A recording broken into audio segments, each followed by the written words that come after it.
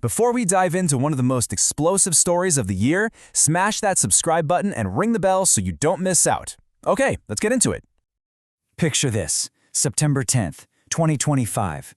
The right-wing firebrand Charlie Kirk is on stage at Utah Valley University. Then, out of nowhere, a single shot rings out. And just like that, a major political figure is dead. It takes only hours for the political earthquake to hit. President Donald Trump drops a furious video on Truth Social. And he's not just mourning, oh no, he is pointing a finger, blaming what he calls the radical left for creating a literal climate of terror. Trump's message was powerful, it was direct, and it instantly set the narrative. But is that the whole story? Not even close. That was just the opening salvo in a much, much bigger fight. So, to really get why this thing exploded the way it did, you first have to understand who Charlie Kirk actually was. At just 31 years old, Charlie Kirk was an absolute titan in conservative media. He was the founder of the massive youth organization Turning Point USA. President Trump himself called him the best of America. So his assassination during a campus debate wasn't just seen as a crime, it was immediately framed as an attack on an entire political movement. And that right there is why the fallout was so nuclear. With the whole country reeling, President Trump didn't wait for any investigation, not a chance. He immediately went on the offensive, framing Kirk's murder as straight-up political terrorism, fueled by his opponents. And this quote right here gets to the absolute core of his argument. He's drawing a direct line from what he calls inflammatory rhetoric to real-world violence. From his point of view, years of demonizing his supporters had a tragic and, frankly, inevitable consequence. The attack wasn't random. It was the direct result of his opponent's words. And to back it up, he laid out what he saw as a clear pattern. He brought up the 2017 shooting of Republican Congressman Steve Scalise, he pointed to the assassination attempt on his own life in Pennsylvania, and he mentioned the murder of a healthcare CEO. The message couldn't be clearer. This is a coordinated wave of radical left political violence. Okay, so that was President Trump's case. But it was challenged, and it was challenged immediately.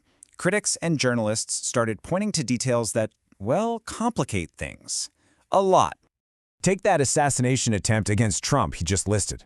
Critics were quick to point out that, according to reports, the shooter, Thomas Crooks, was a registered Republican. Now, that one little fact kind of throws a wrench in the whole inspired by the left narrative, doesn't it? And the pushback also zeroed in on the whole idea of rhetoric itself. Critics basically turned the accusation right back on the president. Democratic Senator Elizabeth Warren was super blunt about it, saying, "Oh, please," and pointing to what she called Trump's own history of using ugly memes and ugly words. You know, this all brings us to a much bigger and honestly a way scarier question.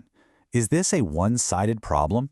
Or is America facing something much broader, an epidemic of political violence that crosses all party lines?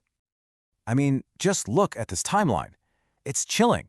Democrat Gabby Giffords in 2011, Republican Steve Scalise in 2017, pipe bombs sent to Democrats by a Trump supporter in 2018, the kidnapping plot against Governor Gretchen Whitmer in 2020, the hammer attack on Paul Pelosi in 2022, the assassination of a Minnesota Democrat in 2025, the violence is hitting both sides, period. And Gabby Giffords, who survived her own assassination attempt, put it best. She said stopping the violence isn't a partisan issue, it's a patriotic one. She's framing this as a shared American crisis, not a problem for just one team. So, let's break this down. We have one side blaming radical left rhetoric. The other side is blaming far-right extremism and the president himself. And all the while, we have a horrifying track record of violence against both parties. So what is really going on here? When you zoom out, the blame game is just a dizzying circle. Trump points left, the left points back at Trump, others blame far-right groups, cable news, and of course, the social media algorithms that keep us all angry. Everybody has a target for their blame, but nobody seems to have a solution. And that leaves us with the final, unavoidable question. In a country this polarized, where opponents are seen as enemies and the language just gets more and more heated, can you even point to a single cause? Or is everyone with a microphone just a little bit responsible? That's the huge question, and I really want to know what you think is the root cause. Let us know down in the comments. We read them all. And hey, if you learned something today, do us a solid. Hit that like button and subscribe for more explainers just like this one. Thanks for watching.